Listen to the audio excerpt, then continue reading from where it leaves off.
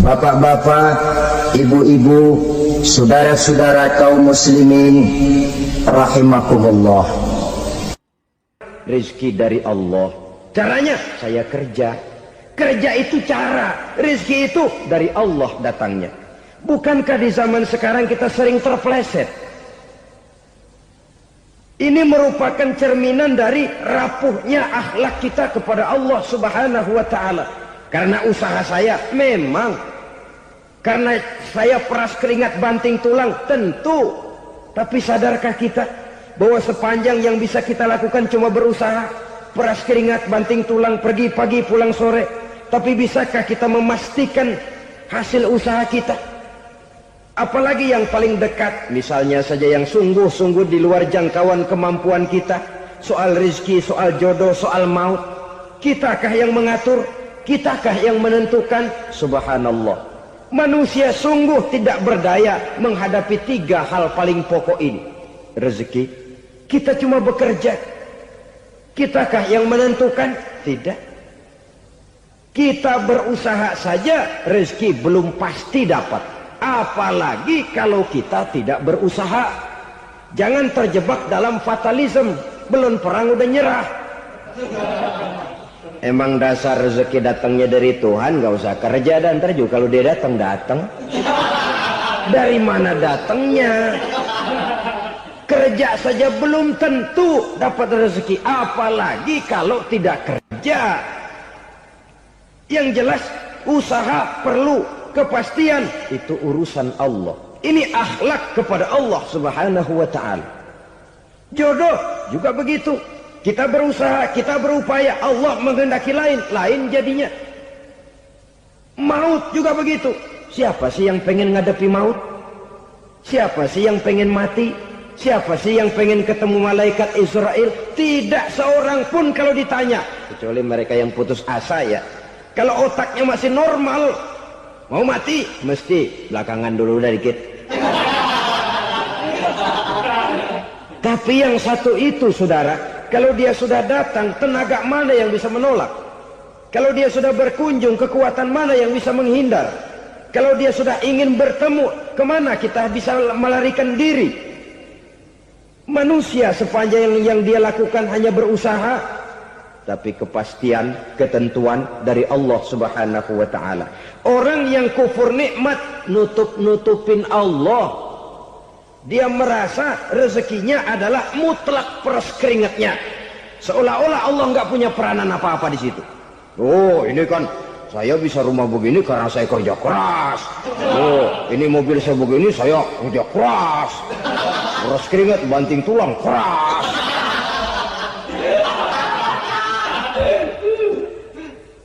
Saudara-saudara kaum muslimin rahimahkumullah. Jadi menutup-nutupi Allah. Akibatnya nanti kalau dia berhasil, Allah ketutupan. Kalau dia gagal, orang lain dicaci maki, dicari kambing hitam. Yang kambing hitam kan mahal. Karena orang sering cari-cari kambing hitam. Jarang orang mau jujur kalau bertemu kesulitan lalu mencari sebab pada dirinya sendiri. Yang paling enak ya nyalain orang. Lo begitu. Orang lain yang paling enak kita salahin. Au ya'malu fi mukhalafatil mun'im, atau dia melakukan sesuatu yang tidak sesuai dengan kehendak yang memberikannya nikmat. Diberikan kita tangan, mulut sih nggak berhenti, terima kasih Tuhan, alhamdulillah saya dikasih tangan. Cuma nih tangan enteng mat nabokin orang mulut. Itu sudah mukhalafatul mun'im, bertentangan dengan kehendak yang memberikan nikmat. Diberikan harta, mulutnya mah basah, terima kasih Tuhan, alhamdulillah dikasih harta, tapi pelitnya minta ampun, kikir, koret, medit. Ini juga termasuk kufur nikmat, mempergunakan suatu nikmat bertentangan dengan kehendak daripada yang memberikan nikmat itu sendiri.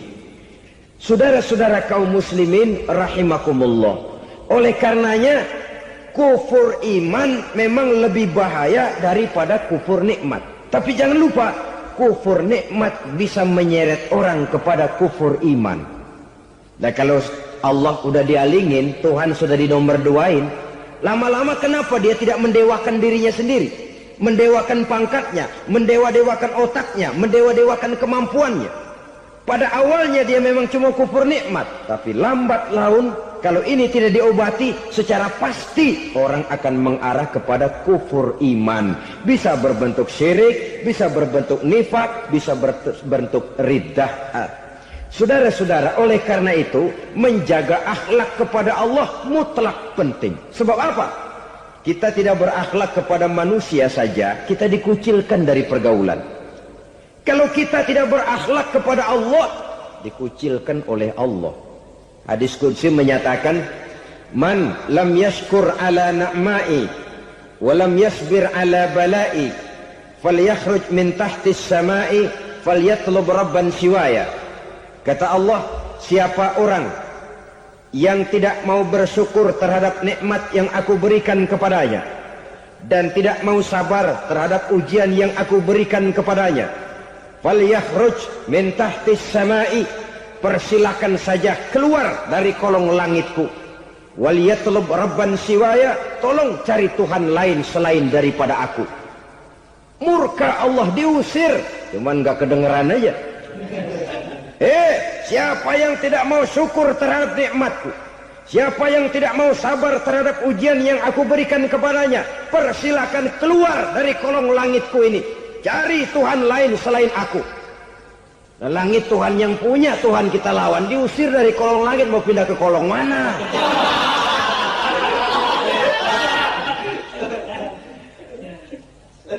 Jadi jangan merasa kufur nikmat kan enteng. Iya, kelihatannya begitu, tidak sebahaya kufur iman. Tapi kufur nikmat ini merupakan anak tangga yang kalau kita sudah mulai naik, kita akan naik terus sampai kepada tingkat di mana kita mengalami kufur iman. Kalau sudah ke sana, maka akhlak kita kepada Allah terkenalah erosi, terkena polusi, hancur akhlak kepada Allah, dan itulah sumber kesengsaraan abadi. Kalau cuma kita tidak berakhlak kepada manusia, barangkali resikonya cuma kehidupan di dunia ini. Mungkin juga ada kehidupan akhirat. Tapi kalau sudah tidak berakhlak kepada Allah, dunia akhirat kita rugi dan celaka. Maka pada kesempatan ini saya mengajak, marilah jaga baik-baik akhlak kita kepada Allah. Satu kali kita bertauhid, sampai mati kita bertauhid. Satu kali la ilaha illallah, jangan tergelincir lagi kita keluar daripada kalimat itu. Satu kali kita bertuhankan Allah, jangan bertuhan yang lain selain daripada Allah. Jangan sekutukan Allah, jangan samakan Allah dengan sesuatu, jangan mengangkat yang lain sama agungnya dengan Allah. Sebab dengan demikian kita seolah-olah sudah mengotori akhlak kita kepada Allah Subhanahu wa ta'ala. Ini berat, saudara-saudara. Ini tidak ringan. Kadang-kadang saya katakan tadi, masalah ekonomi, kadang-kadang persaingan hidup yang makin tajam, di tengah lapangan kerja yang makin sulit, di tengah orang banyak potong kompas. Kalau berpatokan kepada nilai tauhid, la ilaha illallah, tidak ada Tuhan selain Allah, maka saya tidak akan takut kecuali hanya kepada Allah. Saya tidak akan menggantungkan hidup kecuali hanya kepada Allah. Saya tidak akan minta rezeki kecuali hanya kepada Allah. Kadang-kadang situasi yang nekat membuat kita kehilangan keseimbangan, kehilangan pertimbangan, picik pandangan. Akibatnya kita merusak akhlak kepada Allah Subhanahu wa ta'ala. Ironinya kan orang sekarang kalau ditanya, lu nyolong ya? Iya. Kok berani? Emang. Lu nggak tahu Tuhan lihat? Tahu. Kok nyolong juga? Biarin. Kalau Tuhan mah lihat, jangan kagak ribut. Enggak ribut katanya. Kalau orang lihat, 2 orang saja tahu, geger kelurahan. Ini kan sudah mendustai dirinya sendiri, sudah merusak akhlaknya kepada Allah Subhanahu wa ta'ala. Tuhan enggak ribut katanya. Saudara hadirin yang saya hormati, jadi oleh karenanya akhlak kita kepada Allah merupakan basis daripada kehidupan beragama. Kalau itu sudah mulai rapuh, mulai terkena erosi dan polusi, mulai rusak, dikhawatirkan nanti nilai ibadah kita kepada Allah juga akan turut ambruk karenanya. Saudara-saudara kaum muslimin rahimakumullah, tugas yang kedua memperbaiki akhlak manusia kepada sesama manusia. Kita tahu Islam sesuai dengan namanya adalah agama damai. Maka akhlak manusia kepada sesama manusia menempati porsi yang penting dalam kehidupan beragama. Bagaimana seorang muslim bergaul bertata krama terhadap sesama manusia. Mari kita lihat lebih jauh persoalannya. Untuk memudahkan pembicaraan dari kacamata agama, kita kelompokkan saja manusia itu dalam dua. Pertama yang seiman dan yang kedua yang tidak seiman. Yang tidak seiman itu kita sebut saja kufur atau kafir. Nah, kepada yang kafir pun kita diajarkan untuk berakhlak. Apalagi kepada yang memang nyata-nyata seiman, sekeyakinan, seakidah. Kemanapun Islam datang, ke negara manapun ia masuk, ia tidak menaburkan kerusakan. Jadi tidak benar kalau orang pernah itu menggambarkan, saking sentimennya seorang orientalis pernah menggambarkan Nabi Muhammad di tangan kirinya Quran, di tangan kanannya pedang.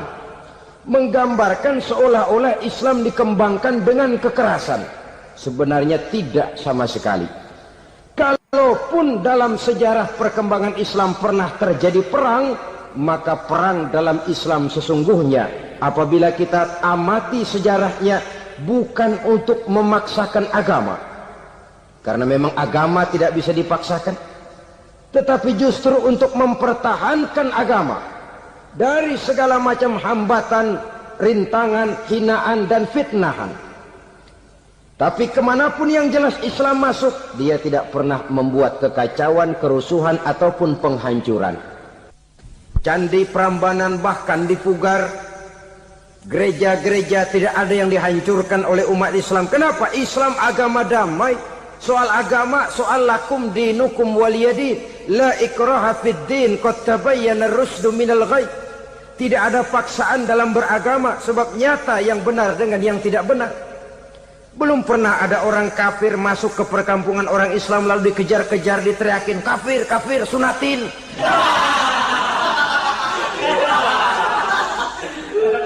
Belum pernah. Kenapa? Islam menghormati orang lain agama. Nah, yang kafir ini macam-macam, saudara. Ada kafir harbi. Nah, ini kafir kerok. Ini kafir yang nyata-nyata memproklamirkan permusuhan kepada umat Islam. Nyata-nyata mengganggu ketenangan umat Islam. Kafir yang seperti ini yang boleh diperangi.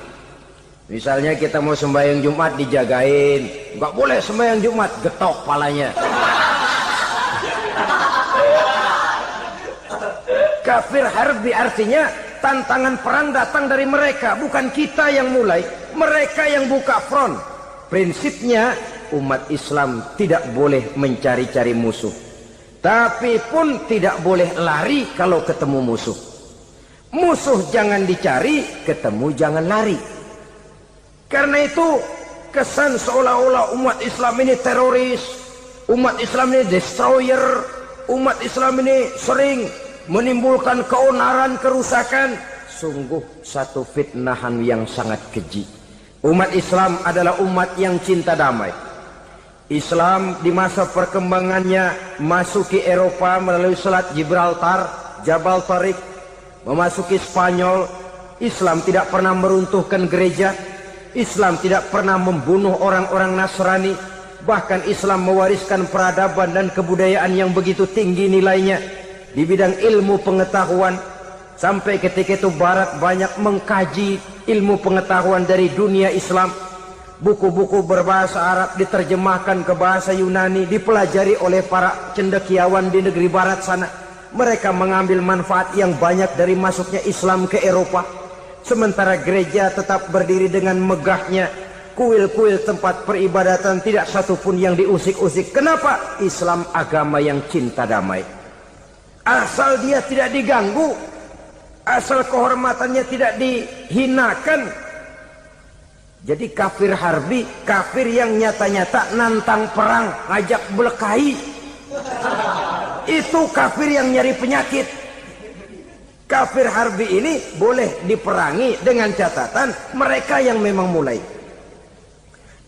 Yang kedua, kafir zimmi. Kafir zimmi, kafir yang hidup di tengah mayoritas muslim, tapi mereka mau hidup dengan aman, damai, tenang. Mereka wajib dilindungi. Bahkan Nabi pernah memberikan satu jaminan, man aza zimmiyan faqad azani. Siapa yang mengganggu orang kafir zimmi sama saja dengan mengganggu saya. Kehormatannya dijaga, harta bendanya dilindungi, anak istrinya pun dilindungi. Dan ini jadi kenyataan. Saudara bisa lihat di negara-negara yang mayoritas penduduknya beragama Islam, orang-orang kafir di luar Islam hidup dengan tenang, aman, damai. Di Saudi Arabia, di luar tanah haram, di luar Mekah dan Madinah, banyak orang-orang kafir mencari nafkah. Mereka tenang, aman, dilindungi undang-undang.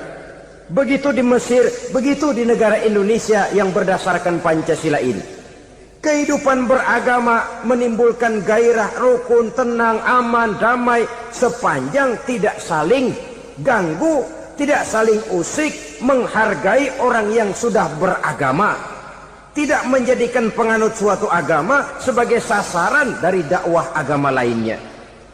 Saudara-saudara kaum muslimin rahimakumullah. Jadi memang oleh Al-Quran kita dianjurkan asidda 'alal kuffar ruhama bainahum.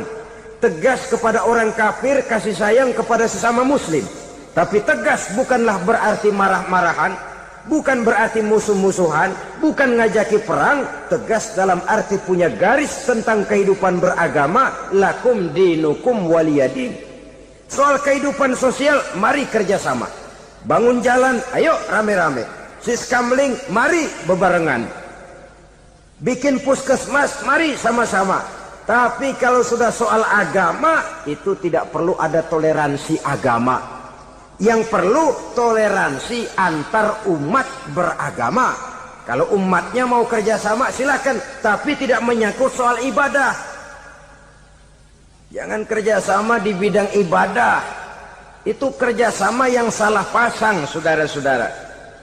Sehingga dengan demikian toleransi adalah menyangkut kehidupan antar umat beragama. Sedangkan agama sendiri punya kapling yang nyata. Sehingga dengan demikian tegas kepada orang kafir dalam arti kita punya satu kepribadian. Tidak ngambang. Enggak, lalu kalau ditanya orang, sebenarnya agama lu apa sih? Gua mah gimana musimnya aja. Agama pakai musim kayak rambutan. Akhirnya ya begitu, musim-musiman. Ke masjid kelihatan, ke gereja hayo, ke candi nongol, ke apa? Bingung malaikat bagaimana nyatetnya nih bocah ini. Di mana aja ada. Kita punya satu kepribadian. Saya muslim dan garis saya ini, lakum dinukum waliyadin. Bagi Tuhan persilakan agama Tuhan, bagi kami agama kami. Kami hormati Tuhan, Tuhan hormat kepada kami. Tapi soal agama, kaplingnya jelas. Kerjasama, mari urusan muamalah, bidang sosial. Yuk kita siskamling sama-sama dengan orang lain agama. Mari jaga kerukunan, kesatuan, persatuan, kekompakan. Perbaiki jalan yang rusak, mari sama-sama. Mendandani jembatan yang runtuh, mari sama-sama. Tapi sembahyang, kaplingnya lain-lain. Sebab Nabi juga dulu pernah ditawarkan begitu loh sama kafir jahiliyah dulu, Quraisy itu. Sudah Muhammad, sekarang begini saja, kita join aja daripada marah-marahan. Hari ini saya oke menyembah Tuhanmu Allah. Besok gantian kamu menyembah Tuhan kita, Latta, Uzza, Manat dan Hubal. Turun, qul ya ayyuhal kafirun la a'budu ma ta'budun. Soal ibadah kaplingnya jelas, tidak boleh dicampur adukkan. Sebab kalau tidak, kita akan mulai kehilangan identitas diri. Dan disitulah krisis kehidupan keyakinan beragama dimulai, dari krisis identitas.